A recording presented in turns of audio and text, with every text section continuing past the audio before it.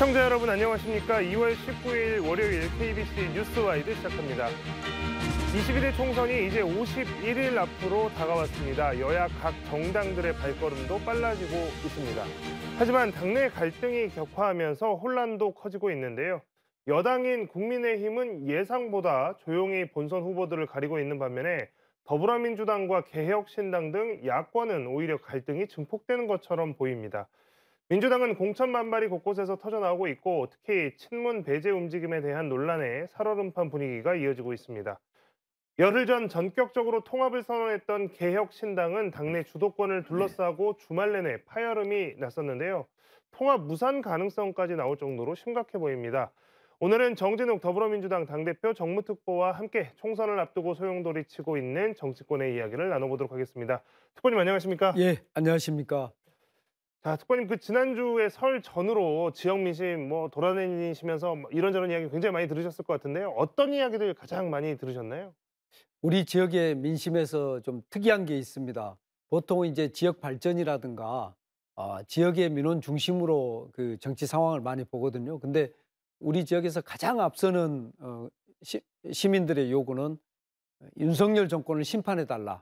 그리고 하루빨리 윤석열 정권을 청산해달라. 이게 이제 1번이었고요.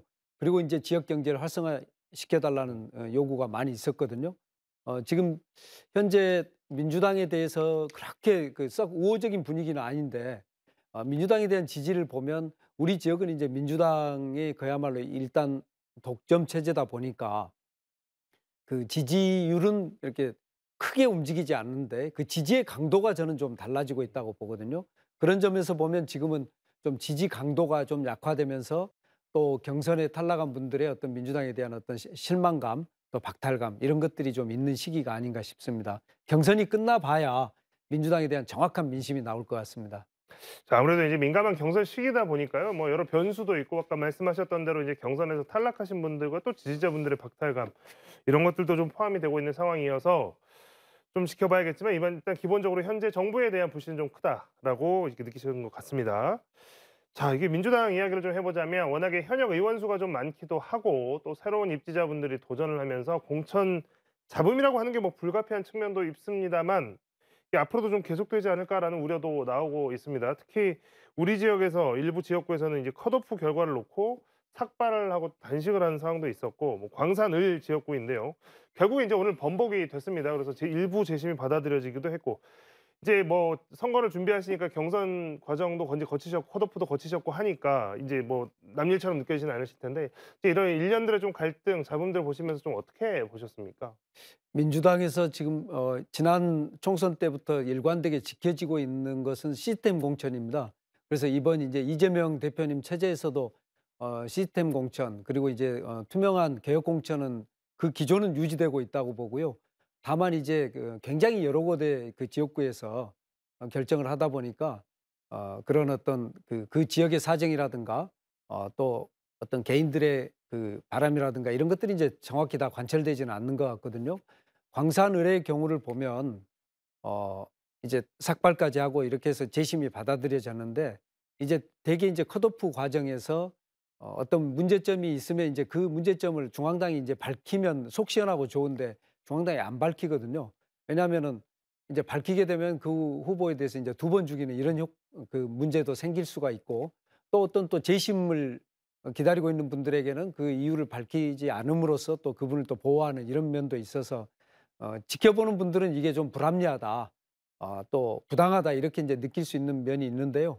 이번에 다행히 김성진 원장님은 후보님은 그 이제 재심이 받아들여졌기 때문에 또 이제 거기에 따르는 절차가 진행될 거다 이렇게 보고요. 그러나 이제 그 굉장히 경험이 많은 분들 또 고참 언론인 분들이 일관되게 내리는 평가는 이번 총선이 공천 과정에서 가장 잡음이 적은 역대 어느 선거보다도 예, 그렇게 보는 것 같습니다. 우리는 이제 우리가 닥쳐 있기 때문에 그게 크게 보이는 거고 다른 선거에 비해서는 좀 잡음이 적다 이렇게 보는 것 같습니다. 네. 자, 일단 매끄럽지 못한 공천 심사 진행 속에서 이제 미실 공천 또 친문 찍어내기 논란 이제 이런 것들이 뒤따르고 있습니다. 특히 친문 핵심인 임종석 전 대통령 비서실장의 서울 중성동갑 출마 지금 이 문제가 굉장히 크게 다뤄지고 있는데요. 이 문제가 지금 뭐 자칫 문명 갈등으로 확대되진 않을까 뭐 이렇게 생각하시는 분들도 있고 또 일부 언론에서 또 이 문제를 또 크게 다루기도 합니다, 실제로. 뭐 이 부분에 대해서는 어떻게 좀 보고 계십니까? 저는 어떻게 보면 이 문제는 굉장히 저는 단순하게 봐도 된다. 그렇게 복잡한 문제가 아니다. 이렇게 보는데요. 뭐냐면 한 정치인에 대해서 이제 우리 국민들이 평가를 할 때 저는 두 가지를 본다고 보거든요. 하나는 이분이 우리 리더로서 어떤 미래 희망을 걸 만한 사람인가, 또 시대 정신을 갖고 있는가, 어떤 미래적인 측면하고요. 그다음에 그 사람이 그동안 과거에 자기 일을 맡아서 그 책무를 다했는가, 또 성과를 냈는가 이런 걸 보는데요. 임종석 실장님으로 좁혀서 보면 그분이 이제 과연 40년 동안 이제 정치를 해오지 않았습니까? 그렇다면 청와대 비서실장까지 했는데 우리가 이제 그분에게 기대를 거는 어떤 새로운 정치의 내용이 있는지, 이런 게 하나가 있는데 이건 이제 우리 국민들이 판단하실 거고요. 그렇다면 이제 그 과거의 경험에서 문재인 정부한테 우리가 요구했던 그 문재인 정부 당시에 어느 정도의 성과를 냈는가, 성공한 정부였는가 이런 평가 하나 하고요. 또 하나는 어 민주정부를 다시 재창출했는가, 이것도 이제 우리 국민들이 중요하게 보는 포인트거든요. 이제 그런 점에서 본다면 민주정부 창출에는 실패했기 때문에 이제 그런 거에 대한 점수를 어떻게 주고 있는가, 이런 거에 따라서 국민들의 판단이 달라질 것이다. 또 민주당도 거기에 따른 판단을 할 것이다. 저는 그렇게 봅니다. 자, 일단 뭐 복합적인 사안들이 있고 여러 가지 변수가 있는데 이 부분에 대해서 인제 갈등이 조율이 될 수 있느냐 없느냐, 뭐 임종석 전 비서실장도 뭐 험지 출마로 가닥이 잡힌다는 이야기도 있고 아직은 공천 배제 이야기도 있고 한데요. 이 부분은 이제 좀 더 지켜보면서 또 갈등이 어떻게 봉합이 되는지 혹은 또 확산이 되는지를 좀 봐야 할 것 같습니다. 자, 이거 비슷한 이야기인데요. 이게 일부 친문 또 비명 의원들의 선거구에 대해서 이 현역 의원을 배제한 여론조사가 진행되면서 지금 이것도 지금 좀 말이 많이 나오고 있습니다. 광주 서구갑도 그렇고 그리고 지금 뭐 다른 지역들도 지금 뭐 현역 의원을 빼고 뭐 그 여론조사를 돌린다거나 아니면 그 현역 의원이 있는 곳을 전략선 뭐 그 시기에 맞춰서 뭐 전략 선거 이야기가 나온다거 전략 공천 이야기가 나온다거나 이러면서 조금 논란이 되고 있는데요. 자, 이게 최근에 이제 동아일보 단독이었나요? 그 이재명 대표가 의원 사무실에서 측근 회의를 열었는데 인제 이거를 인제 일부 언론에서는 밀실 회의라고 표현을 하고 있습니다. 그래서 밀실 회의에서 뭐 사실상 다 좌지우지하는 거 아니냐 이런 주장이 하나 나왔고 또 이명백 공관위원장이 직접 나서서 이걸 또 진화하는 과정에서 이게 또 이 부분을 인정한 거 아니냐 뭐 이런 이야기까지 나오고 있는데요. 오해들이 좀 쌓여간다고 봐야 될까요? 어떻게 해야 될까요? 저는 이제 그것도 조금 다른 측면에서 보거든요. 뭐냐면 어 한 당 안에서 어떤 큰 그림을 그릴 때 모든 것이 이제 다 공개된 장소에서 하기는 어렵고요. 결국은 이제 핵심 측근들과 어떤 일정한 그 청사진을 그리고 이제 그 방향에서 이제 할 수밖에 없고요.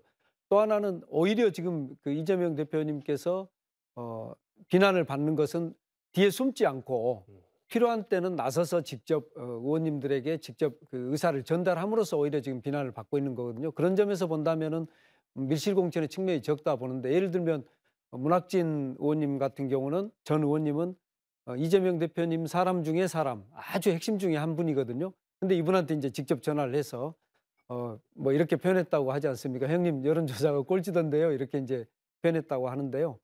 그런 것처럼 이재명 대표님이 이 공천 과정에서 생기는 어떤 비난이라든가 또 문제를 회피하지 않겠다. 이명백 공천 관리위원장님 뒤에 숨어 있지 않겠다. 필요하다면 자기가 책임을 지고 이 공천에서 명확한 방향을 제시하겠다. 이제 이런 거고요.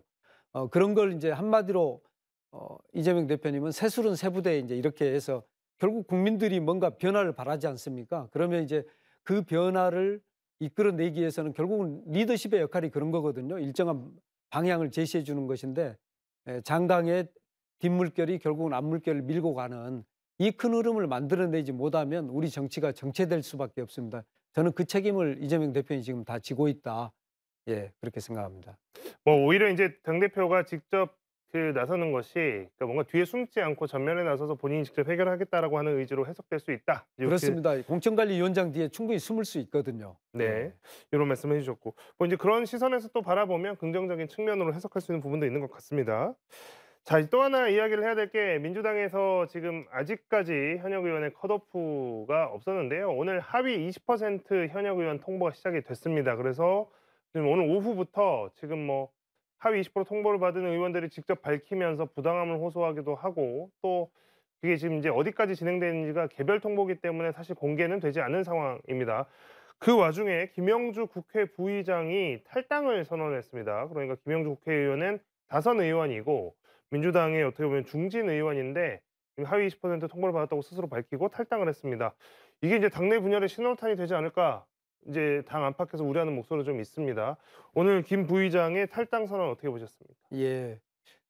김 부의장님은 그 정치인으로서 이제 굉장히 특이한 경력을 갖고 계시죠. 원래는 이제 운동선수 하시다가 들어오셔 가지고 굉장히 정치인으로서 훌륭한 어떤 그 성과들을 보여주셨거든요.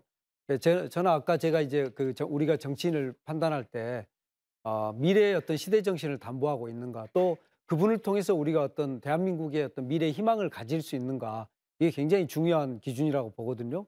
그러면 이제 국회 부의장을 했다는 것은 이제 그다음은 이제 국회의장 이런 게 이제 역할이 될 수 있고요. 또 지역구든 대한민국 정치에서든 주도적인 역할을 하면서 국민들에게 새로운 의제를 설정하고 보여줄 수 있는 이제 그런 능력을 어 보여 가질 수 있고 또 보여줄 수 있는가, 이제 이런 판단인데, 이제 하위 20%에 들어갔다는 것은 이제 그런 점에서 보면 그런 게 좀 부족하지 않은가 이런 거거든요. 그러면 어떤 당이 그런 판단을 내렸을 때는 저는 이 당 안에서 본인이 오랫동안 굉장히 어떤 중요한 역할들을 맡아 오셨기 때문에 당 안에서 그걸 받아들이고 또 당 안에서 총선 승리를 위해서 기여하면 좋은데, 좀 그런 역할 안 돼서 좀 아쉽습니다. 음. 민주당 이야기를 하면서 이 이야기를 또 빠뜨릴 수 없어서 마지막으로 요걸 좀 여쭤보고 싶은데요. 어쨌든 민주당이 준위성정당 그때 뭐 이재명 대표가 광주에 와서 직접 발표를 했는데 비례연합정당을 추진을 하고 있습니다. 그런데 이게 좀 녹록치 않아 보이는데요. 일단 녹색정의당은 불참을 통보했습니다. 그러니까 지역구는 연대할 수 있지만 어쨌든 비례연합정당에는 참여하지 않겠다라고 했고 진보당은 참여하기로 했는데 지역구에 대한 할당을 요구하고 있는 것으로 알려졌습니다. 이게 이제 민주당 입장에서 조율은 해야겠지만 지금으로서는 좀 받아들이기 힘든 조건일 수도 있고 뭐 여러 가지 이 과정에서 갈등이나 이런 게 뭐 예상은 됐지만 생각보다 좀 동력이 떨어지는 거 아니냐 이런 이야기도 있는데요. 이 문제는 어떤 식으로 결론이 날 것이라고 예측을 하시나요? 이재명 대표님이 처음부터 말씀을 하셨거든요. 결국은 우리가 책임지는 것은 민주당이다. 그래서 민주당이 주도권을 가질 수밖에 없다. 또 조금 더 우리가 솔직하게 이야기하면 민주당이 이성정당이거든요. 그리고 이제 함께하고 있는 소수 정당들에게 일정한 의석을 줌으로써 우리가 지금 양당 어떤 독점 체제로부터 그래도 최대한 벗어나 보자, 이런 취지이기 때문에 민주당이 다른 당에게 어떤 큰 의석을 배분할 수 있거나 또는 그분들이 뭐 요구하듯이 뭐 10석 이상을 드릴 수 있다거나 이런 상황은 아닌 것 같습니다. 또 그 당들이 어떤 국민들의 어떤 높은 지지를 받고 있는 것은 아니고요.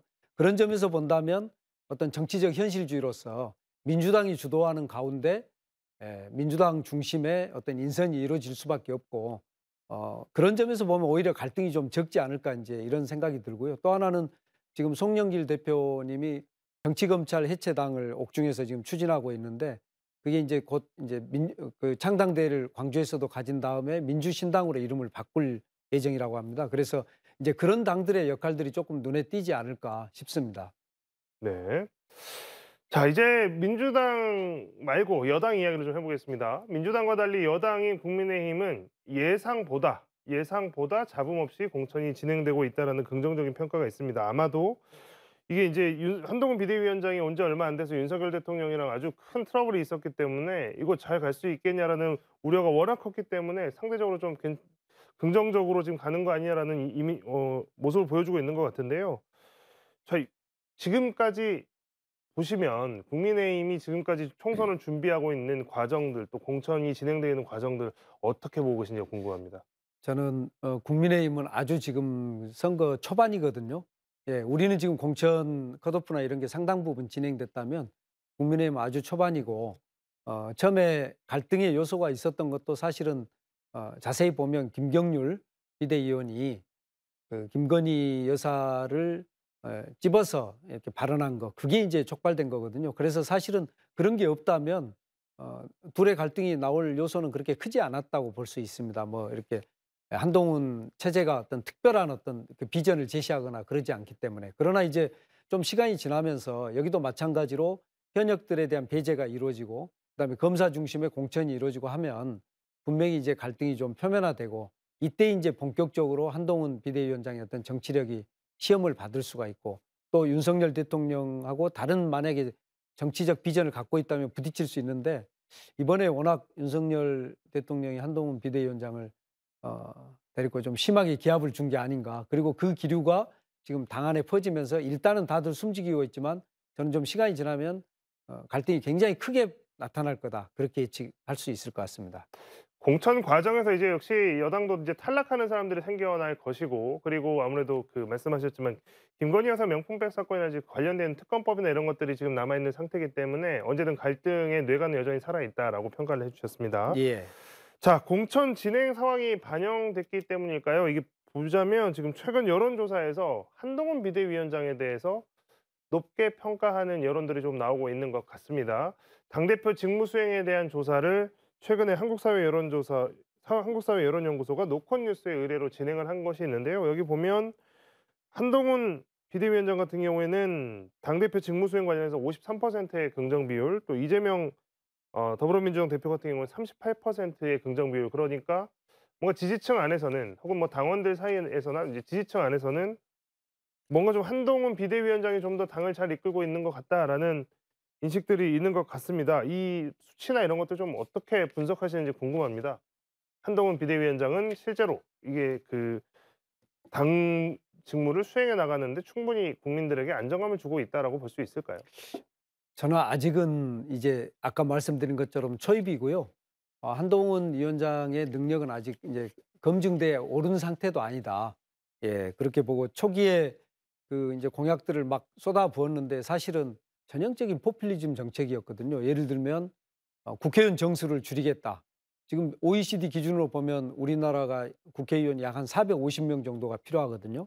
근데 우리 이제 국민 정서와는 뭐 크게 배치돼서 뭐 우리가 꺼낼 수 있는 이야기는 아닙니다만은 그런데 국회의원 정수를 줄이겠다. 이게 허경영 총재가 맨날 하는 이야기거든요. 그리고 이제 국회의원의 그 세 네. 세비를 국민의 어떤 중위소득에 놓겠다. 이것도 사실 현실적으로 맞지 않는 이야기거든요. 이런 것들이 이제 전형적인 포퓰리즘이고 어 이제 정식에 검증대에 올라가면 존립할 수 없는 그야말로 이제 인기 발언인데 이제 정치 초보의 모습이라고 볼 수가 있고요. 그리고 이제 그런 어떤 그 지금 지지율이라든가 이런 것도 아까 말씀처럼 민주당은 지금 이제 한참 이게 경선이 진행되면서 어 흔히 이렇습니다. 선거 때 한번 선거를 치르면 그 동네에 절반은 제 사람이지만 절반은 다른 쪽이 되거든요. 선거를 두 번 치르면 또 거기서 또 쪼개집니다. 이런 것처럼 지금 그 경선이 계속 발표되면서 이재명 대표님을 둘러싼 어떤 분위기는 굉장히 험악해지는 거고 지금 한동훈 비대위원장은 아직은 이제 그런 책임으로부터 좀 벗어나 있기 때문에 그런 어떤 지지율이라든가 이런 데서 격차가 있는 것처럼 보이고요. 또 최근에 그 여론조사들을 보면은 표집에서 보수층이 좀 너무 많이 잡히는 그게 이제 그 적합도 조사가 그 당시에 있었다고 합니다. 그 국민의힘에서. 다들 인제 전화를 받으려고 대기하고 있는 상태에서 그 여론조사가 오면 예 상대적으로 국힘의 어떤 지지율이 높아질 수밖에 없는 그런 어떤 시기적인 것도 겹쳐서 이것도 쪼끔 이제 시간이 지나야 진짜 인제 두 사람의 어떤 경쟁력이라든가 지지율이 나타날 것 같습니다. 네. 자, 이제 뭐 여론조사 이야기는 뭐 여기까지 듣도록 하겠고요. 그다음에 이거 뭐 이번 지금 이제 선거 초반입니다만, 아직 뭐 본격적인 선거는 아닙니다만, 이 선거 전국의 초반에서 뭔가 인제 여야가 서로 프레임을 가지고 대결을 하고 있는데, 어쨌든 국민의힘에서 한동훈 비대위원장은 비대위원장 취임한 지 얼마 안 돼서 바로 이제 프레임을 짜서 온 것이 흔히 말하는 86세대 운동권 심판론입니다. 자, 야권이 가지고 있는 정부 심판론에 맞서는 키워드로 운동권 심판론이라는 거를 지금 한동훈 비대위원장이 꺼내 들고 여전히 이제 유효하게 이야기를 계속 해 나가고 있는데요. 자, 이 운동권 심판론에 대한 국민적 공감대가 높지 않은 것은 맞는 것 같은데, 정부 심판론과 비교해서 그게 여전히 유효할 수 있다고 볼 수 있을까요? 어떻게 보십니까? 저는 우리 국민이 그 총선 때는 굉장히 깊게 판단하고 그리고 어떤 민심이 정확히 나타나거든요. 그런 점에서 본다면 지금 그 운동권 심판론이란 건 그야말로 진짜 뜬금없는 의제 설정이고요. 그게 이제 전형적인 그 어떤 포퓰리즘적인 발언이고 결국은 이제 정부 심판론으로 갈 수밖에 없다 그렇게 보는데 예를 들면 이렇습니다. 78년 유신 독재가 이제 끝나갈 때 78년 12월 12일에 그 총선이 있었거든요. 그때 이제 의석수를 보면 그 당시에 있었던 이제 공화당이죠. 공화당이 70여 석, 그다음에 유신 정우회라고 하는 그 우리가 흔히 유정회라고 부르는 이제 그 이상한 이제 국회의원이 있었습니다. 그분들이 한 77석이었는데 신민당이 그 당시 야당의 일당이었는데요. 63석을 얻었습니다. 그런데 표를 계산을 해봤더니 1%가 우리가 앞섰다는 겁니다. 그러니까 국민들의 민심은 이미 유신 독재에 대해서 심판을 내리고 있었다. 72년에 유신 독재가 됐는데 딱 그 임기가 끝나는 게 그 당시는 국회의원이 6년 임기였거든요. 그래서 이제 그 끝날 때의 민심은 정확히 유신 독재에 대한 심판을 하고 있었다고 볼 수 있고요. 85년 또 2.12 총선이라고 아주 유명한 선거가 있습니다. 그 이제 신민당, 신한민주당을 만들어서 그 당시에 이제 민정당의 이중대 역할을 했던 민한당을 밀어낸, 그러면서 민취협을 만들어서 김대중 대통령께서 2월 5일 날 이제 귀국해서 2.12, 2월 12일 총선을 치르게 되는데요. 이때 이제 신민당 바람이 불거든요. 그러면서 우리 정치가 근본적으로 뒤집어집니다. 그런 것처럼 저는 이번이 이제 그런 그 평가가 나오는 그 유신 독재, 그다음에 전두환 독재에 이어서 윤석열 정치검찰 독재에 대한 심판, 그게 저는 정확히 이루어질 것이다. 예, 그런 선거가 바로 이번 어떤 40선거가 되지 않을까 그렇게 봅니다. 네. 자, 이제 국민의힘 이야기에 이어서 개혁신당 이야기를 좀 해봐야 될 것 같습니다. 뭐 이제 제3지대 뭐 나와서 여러 지금 세력들이 나와서 제3지대가 통합이 되느냐 마느냐 하면서 끝까지 어떻게 될지 모르다가 설 연휴 첫날에 어찌 됐건 빅 텐트를 치고 모이자 해서 이렇게 모인 모습이 됐는데, 지난 주말부터 좀 급박하게 돌아가고 있는 것 같습니다. 합당한 지 지금 딱 열흘 됐는데 예. 좀 심하게 말하면 다시 쪼개질 위기에 처한 것 같습니다. 지금 일련의 상황들을 쭉 지켜보고 계실 텐데 보면서 어떤 감상이 드시는지가 좀 궁금합니다. 잘못된 만남이죠. 잘못된 만남. 네. 예, 사실은 이제 물과 기름 아니겠습니까?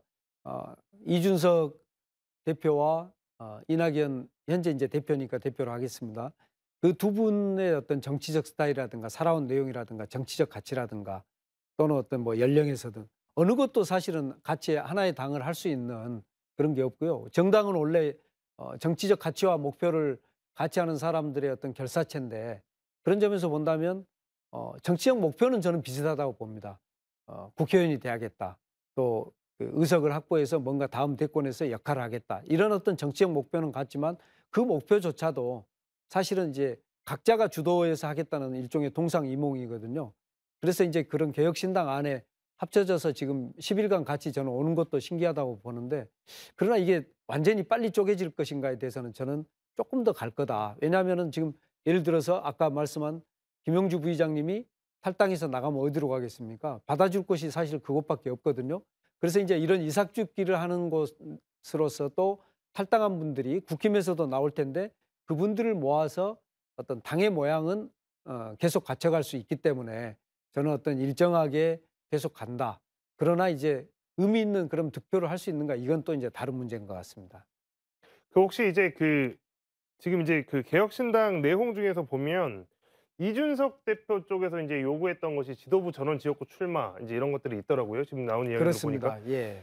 자, 지도부 전원 출마하면 여기 당연히 이낙연 대표도 포함이 될 텐데, 이낙연 대표는 이미 광주에 와서 이달 초에 밝힌 내용이 원래 이제 민주당에서 나올 때는 출마 안 한다고 했다가 그다음에 고심 중이라고 했다가 이달 초에는 어디까지 이야기 나왔냐면 지역구를 내가 출마하게 되면 광주를 최우선으로 생각하겠다. 여기까지가 지금 이제 공식적으로 나온 발언들입니다. 만약에 이대로 지도부 전원 출마한다 그러면 실제로 이낙연 대표가 광주에 출마를 할지가 제일 관심사가 될 텐데, 광주 출마 가능성 있다고 보십니까? 어느 정도라고 보십니까? 제가 사실은 얼마 전에 기자회견을 해서 이낙연 대표 광주로 출마해라. 그리고 출마하면 광주 동남갑에서 정진우가 간판 붙자. 예, 이런 이제 기자회견을 한 적이 있는데요. 그러나 이제 이낙연 대표의 저는 출마 가능성은 그렇게 높지 않다. 왜냐하면 광주에 나오게 되면 떨어질 가능성이 저는 100%라고 보거든요. 어느 지역에 나오더라도 또 누구하고 붙더라도 우리 광주의 민심은 이낙연을 거부하기 때문에 저는 나오기 어렵다고 보고요. 여기 나와서 떨어지게 되면 이제 그걸로 이제 모든 정치적인 일정이 저는 마무리가 될 거다. 정치 생명이 끝날 거다. 그렇게 보기 때문에 이낙연 대표님이 나오게 되면 광주다라고 말씀은 했지만 저는 나오게 되면에 오히려 방점이 있다. 그래서 저는 좀 나오기 쉽지 않을 걸로 그렇게 봅니다. 네. 자, 개혁신당의 지지율이 뭐 전국적으로 보면 4%, 뭐 3%, 3% 하다가 조금 높게 나오면 4% 이 정도인 것 같지만, 근데 이제 의외로 보면 뭐 저희도 뭐 지난주에 여론조사를 했습니다만, 그래도 개혁신당 지지율이 오히려 광주 전남 지역에서는 9%, 아직 뭐 두 자릿수는 아닙니다만, 그래도 전국 평균보다는 좀 높게 나오고 있는 것은 사실인 것 같습니다. 그리고 합당을 하기 전에, 그러니까 이낙연 신당 세력과 이준석 신당이 합당하기 전에 오히려 이준석 신당 세력이 더 지지율이 광주에서 높게 나오는 현상도 맞습니다. 실제로 있었고요. 예. 자, 뭔가 그래도 전국 평균보다는 제3신당에 대한 지지가 높다는 거, 그리고 이런 것들은 어떤 의미로 해석을 할 수 있겠습니까?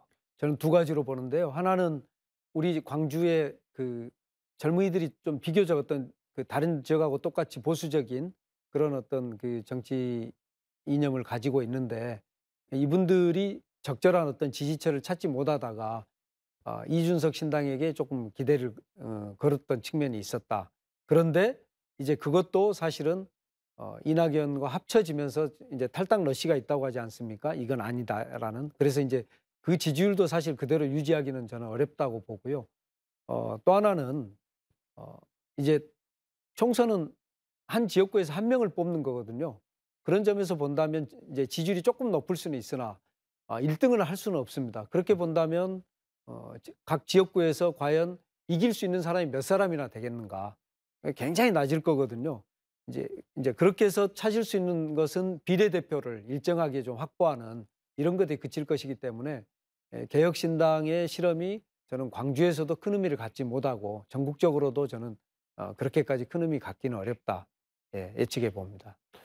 네. 오늘 뭐 이야기들, 뭐 민주당 내 이야기, 그리고 또 뭐 정부 여당 이야기, 그리고 개혁신당 이야기까지 뭐 다양한 이야기들을 주제로 한번 이야기 나눠봤습니다. 오늘 정진욱 더불어민주당 당대표 정무특보와 이야기는 여기까지 듣도록 하겠습니다. 특보님 고맙습니다. 예, 감사합니다.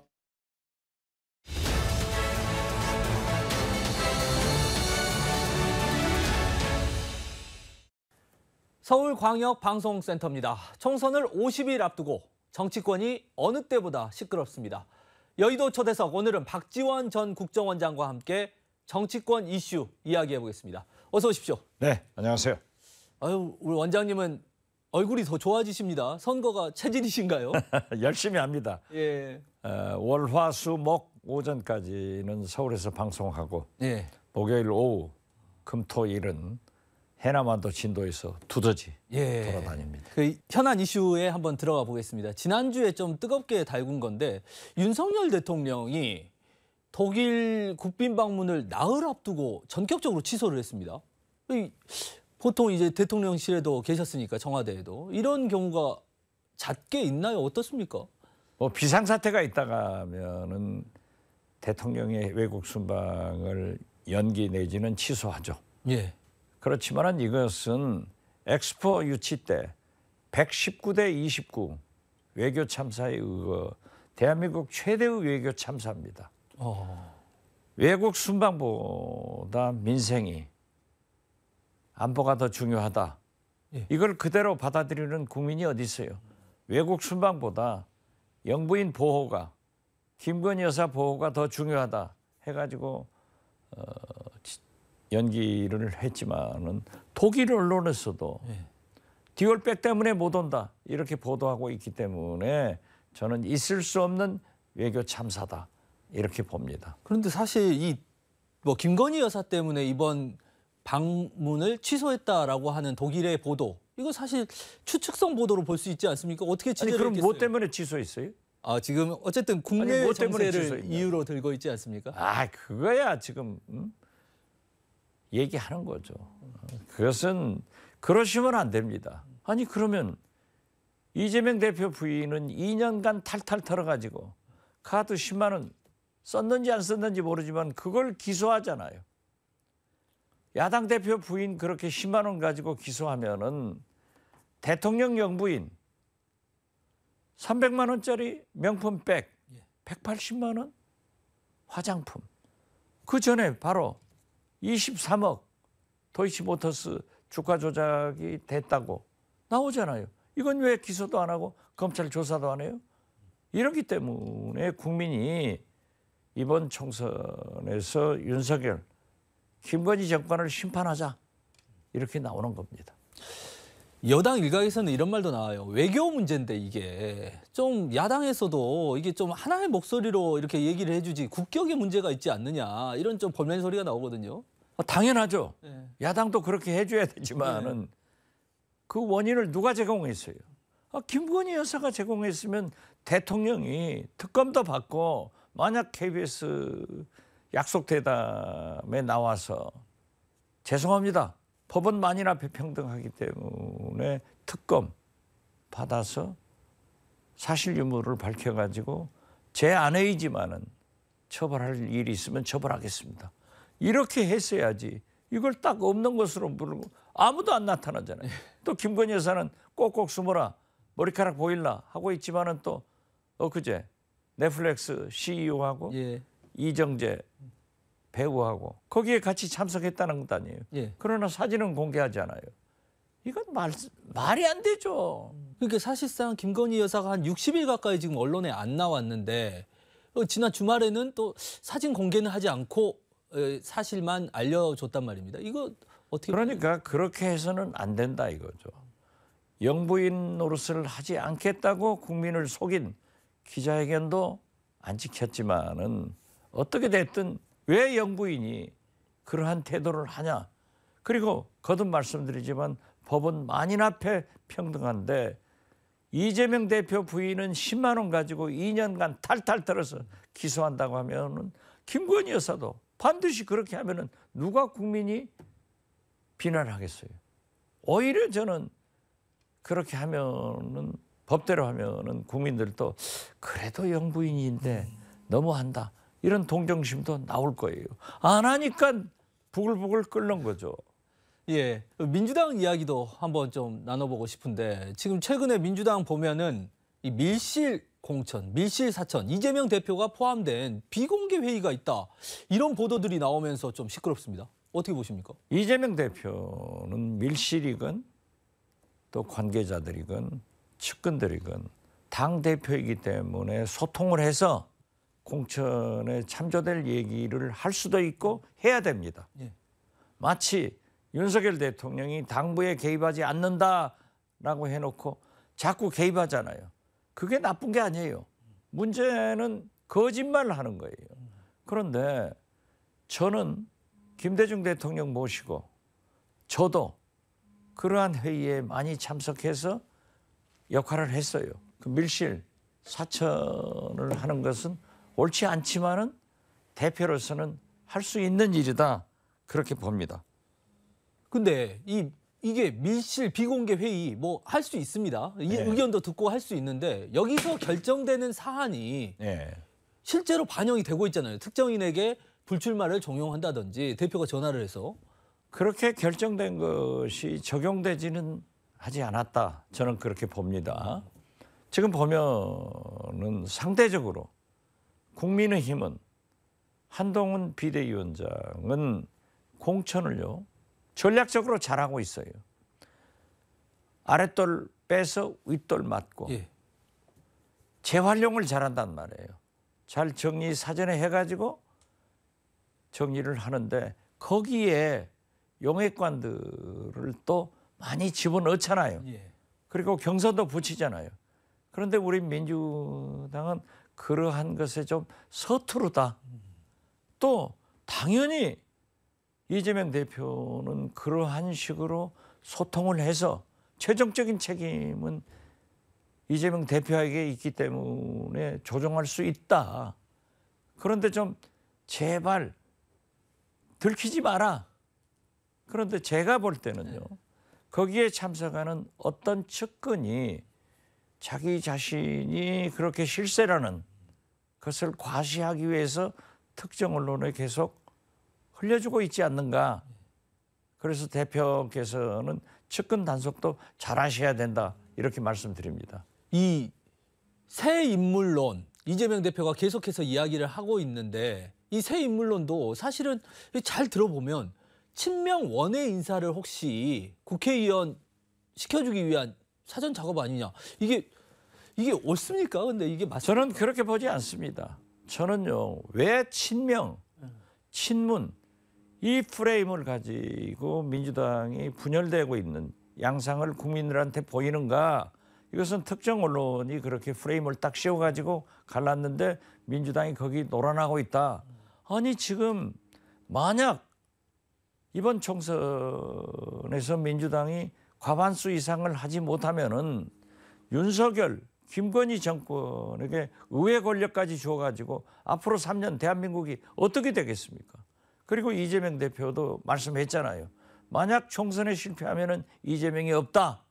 그런다고 하면은 저는 친명, 비명 이런 거 하지 말고 제발 뭉쳐서 이기는 선거를 하자. 이렇게 말씀드립니다. 지금 당내 공천, 민주당도 뭐 논란이 많지만 뭐 국민의힘도 논란이 많고요. 근데 원장님 같은 경우만 하더라도 지금 공천 심사 면접을 보신 지 지금 20일이 넘었죠? 20일이 다 돼갔는데 아직까지도 결과가 안 나오고 있고 이번 주에도 결과가 나올지 안 나올지 모르겠어요. 좀 답답하지는 않으십니까? 특히 전남은 국민의힘도 못하고 있습니다. 왜냐하면 선거구 확정이 안 됐어요. 그렇기 때문에 29일 본회의가 열리면은 거기서 확정되면은 공천을 하지 않을까 이렇게 봅니다. 문제의 핵심은 광주에서 민주당의 공천이 시끄럽다는 거예요. 언론사 KBC 등 MBC, KBS 다 했잖아요. 여기에서 여론조사에 많은 지지를 받고 있는 사람을 빼버리거나 경선에 안 붙인다고 하면은 문제가 되지 않지 않습니까?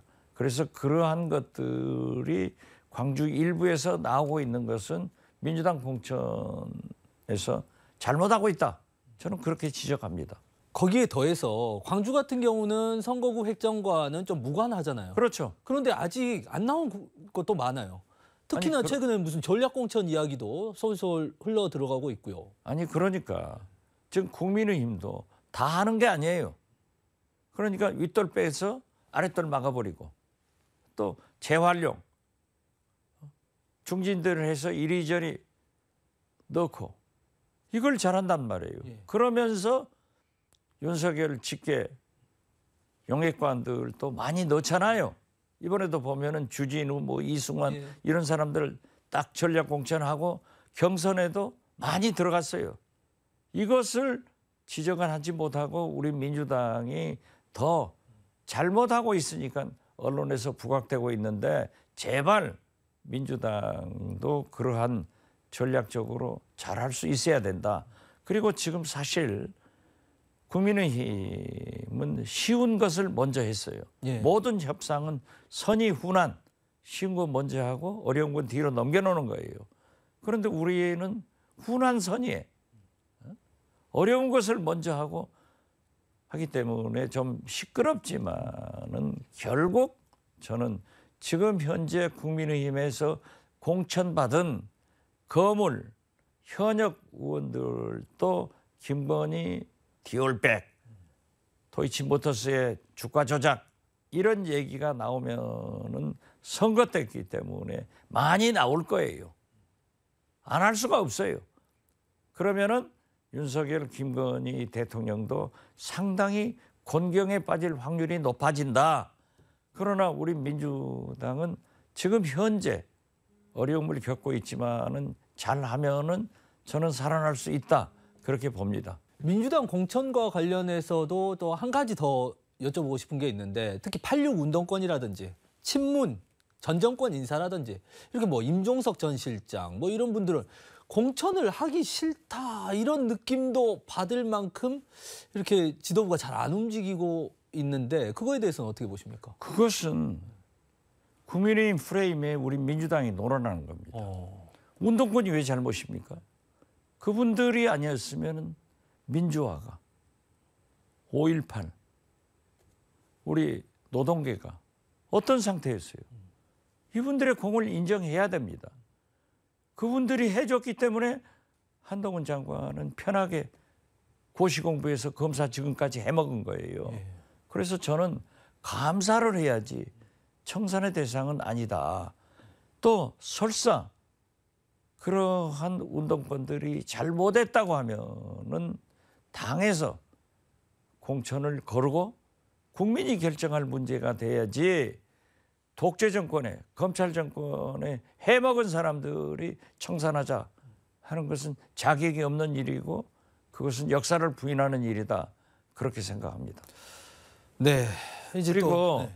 정당이라고 하는 것은 선거를 이기기 위해서 하는 거예요. 그런다고 하면은 임종석 이길 수 있는 그러한 후보를 인위적으로 하지 마라. 하려면은 윗돌 막아서 아랫돌 막듯 그렇게 잘 정리를 해야지. 이제 와서 한다는 것은 좀 문제가 있다. 저는 그렇게 봐요. 예, 민주당에 대해서도 좀 쓴소리를 해주셨는데 이제 또 빅텐트 이후의 신당도 한번 좀 살펴볼 필요가 있는데요. 이낙연, 이준석 공동대표로 출범을 한 개혁신당. 무슨 합당 열흘 만에 분당 이야기까지 나옵니다. 거기는 소리가 날 수밖에 없어요.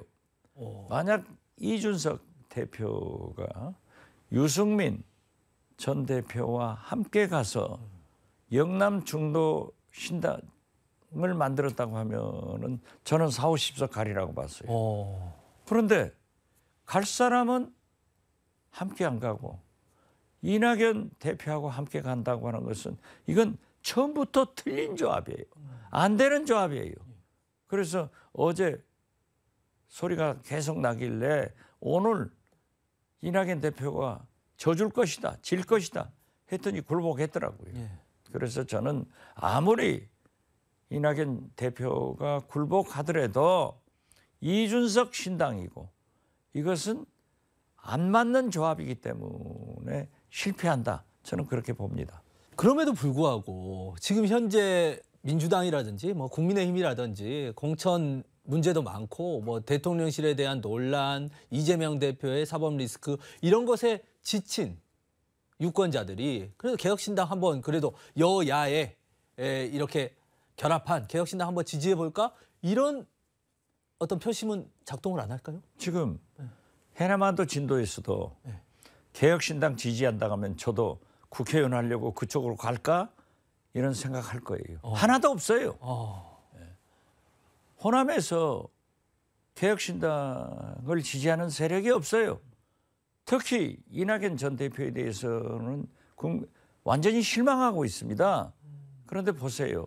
개혁신당 여론조사 오늘 보면은 반토막 나버리잖아요. 상대적으로 조국 신당이 10%대로 올라가더라고요. 이게 뭡니까?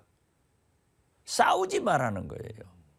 그런데 개혁신당은 만약 이준석, 유승민 조합으로 이준석 당대표, 유승민 대통령 후보로 갔으면 싸우지 않고 잘 될 거예요. 안 돼요. 이준석, 이낙연은 태생적으로 다른 거예요. 그렇기 때문에 싸우는 거예요. 더 떨어질 일밖에 없고 저는 개혁신당은 이준석 당 그쪽에서는 몇 석이 가능하겠지만은 이렇게 가다가는 원내 교섭단체도 못한다. 만약 이준석, 유승민 조합으로 갔으면은 4, 50석 할 것을 판단 잘못해가지고 이낙연하고 같이 가서 망하고 있다. 그렇게 봐요. 네, 지금 뭐 빅텐트 이후에도 지금 말씀하셨다시피 조국 전 장관이라든지 지금 송영길 전 대표 창당 작업을 지금 하고 있습니다. 선언을 했고요. 이거는 또 어떻게 보십니까? 저는 송영길 전 대표는 창당을 안 했으면 좋겠어요. 지금 억중 창당을 어떻게 됐든 돈봉투 문제로 전당대회 비리 문제로 구속이 돼 있는데 그러한 것을 창당하는 것은 좀 바람직하지 않다라고 생각했고 저도 조국 전 장관에게는 설사 표창장 위조가 사실이라도 일가족을 몰살하는 윤석열 검찰에 대항해서 국민 대표심, 즉 청선에서 심판을 받아보는 것도 좋다 했는데 창당까지 가버리니까 굉장히 당혹스러웠습니다. 네. 처음에는. 그렇지만은 기왕 저렇게 창당하고 이제 오늘 보면은 10% 정도의 가장 높잖아요. 제3세력 그런다고 하면은 또 민주당과 함께 가야 되기 때문에 저는 민주당에서 받아들여서 민주 개혁 연합 세력의 위성정당으로 함께 했으면 좋겠다 하는 생각을 갖습니다. 개혁신당은 여야의 어떤 실망 세력들이 뭐 지지 기반으로 온다고 했을 때 이 조국 전 장관의 신당이라든지 송영길 전 대표의 신당은 민주당의 직격탄 아닙니까? 그럴 수도 있죠. 그렇기 때문에 함께 가도록 포용해야 된다. 일부에서 조국 신당 같이 함께 못 간다라고 하는 것보다는 현실적으로 민주진보 개혁 세력이기 때문에 함께 갈 수 있도록 우리가 포용하자. 지금 녹색정의당도 함께 포용하려고 했지만은 지역구 양보 등 여러 가지 문제로 독자적으로 가겠다고 하고 있지 않습니까? 이러한 것도 버리지 말고 계속 설득해서 함께 가야 된다. 저는 그렇게 생각합니다. 예. 마지막으로 질문 드린다면 지금 총선이 50일 남았는데 당장 내일 총선이 열린다면 우리 원장님 어떻게 좀 전망을 하십니까? 딱 50일 남았는데 공천을 어떻게 잘하느냐. 그리고 그 사이에 잘하는 것도 중요하지만은 실수를 하지 않으면은 저는 우리 민주당이 국민들이 바라는 대로 최소한 윤석열, 김건희 정권을 심판하고 검찰공화국 종식을 위해서도 과반수 이상을 민주당이 가질 거다. 만약 민주당이 과반수 이상을 갖지 못했을 때 우리 국민들이 과연 윤석열, 김건희 정권이 지난 2년간 잘했습니까? 살기가 좋아졌습니까? 뭐가 나아졌습니까? 그리고 검찰 정권이 이렇게 민주주의를 파괴하는 것을 용납하지 않을 것이다. 그렇기 때문에 저는 민주당한테 기회를 줘야 된다. 이런 말씀 드립니다. 네, 알겠습니다. 여기까지 듣도록 하고요. 지금까지 서울광역방송센터에서 박지원 전 국정원장과 함께 전해드렸습니다.